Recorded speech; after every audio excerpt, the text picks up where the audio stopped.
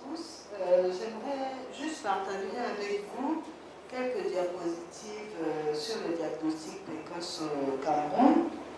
Nous avons commencé ce diagnostic en 2008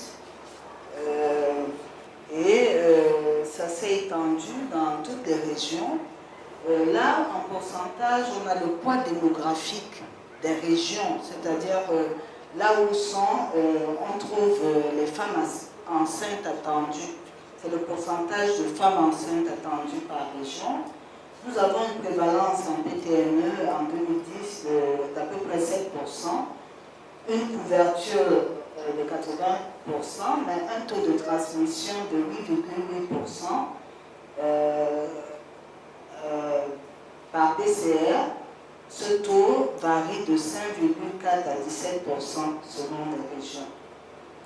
Donc, nous avons commencé en 2007, il n'y avait que 47 sites.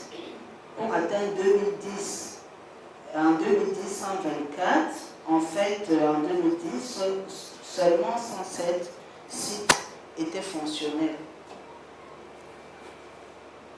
Donc, cet accès, on va spécialement parler de l'accès au diagnostic précoce, est très différente à travers les régions. On constate qu'il y a à peu près 3 régions qui sortent du lot et que tous les autres, malgré la haute prévalence, l'accès demeure toujours très difficile, surtout dans le septentrion, c'est-à-dire la Damawa, le nord et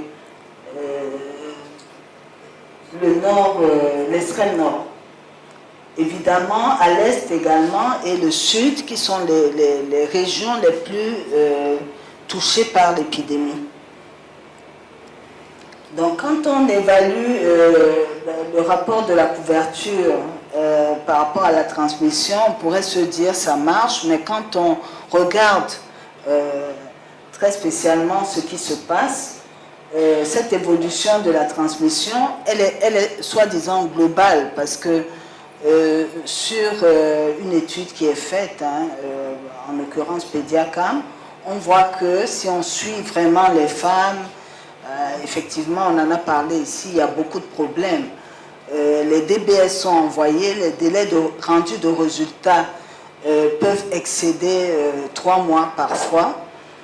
Certains résultats reviennent quand il n'y a plus d'enfants, et même quand ces résultats reviennent, les mères parfois ne reviennent plus chercher ces résultats. Pour cela, malgré le fait que nous ayons adossé ce diagnostic précoce à la prise en charge de nouveau-nés séropositifs, c'est-à-dire adossé vraiment à un autre programme qui est la vaccination qui marchait pour nous, c'est-à-dire 6 semaines, 10 semaines et tout ça.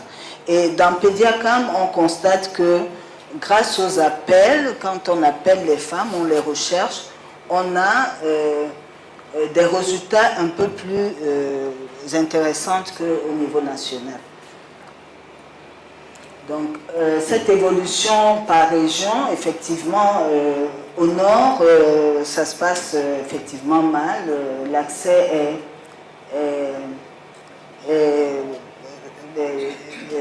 les tests ne sont pas accessibles pour les femmes. Également, c'est des régions aussi à haute prévalence. Et on a le centre. En fait, on constate que toutes les régions sont à peu près...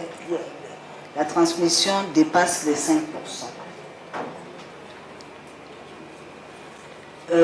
Sur la région où il y a le moins de transmission possible, où il y a le plus d'enfants collectés, nous avons utilisé en fait les sites collecteurs.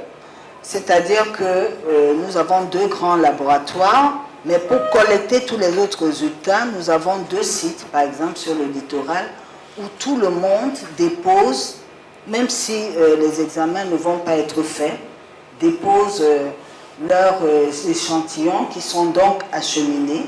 Et on utilise le téléphone, les mails, tout ce qu'on peut faire.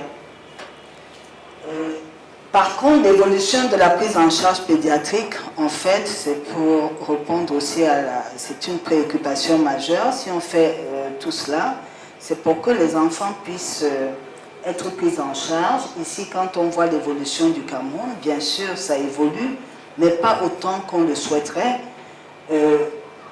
Parce que quand on va voir dans certains sites, par exemple dans le centre, quand ça a été évalué, seuls 35% des enfants infectés ont été réellement pris en charge. Donc ça pose des questions énormes de comment faire pour améliorer toutes ces données-là.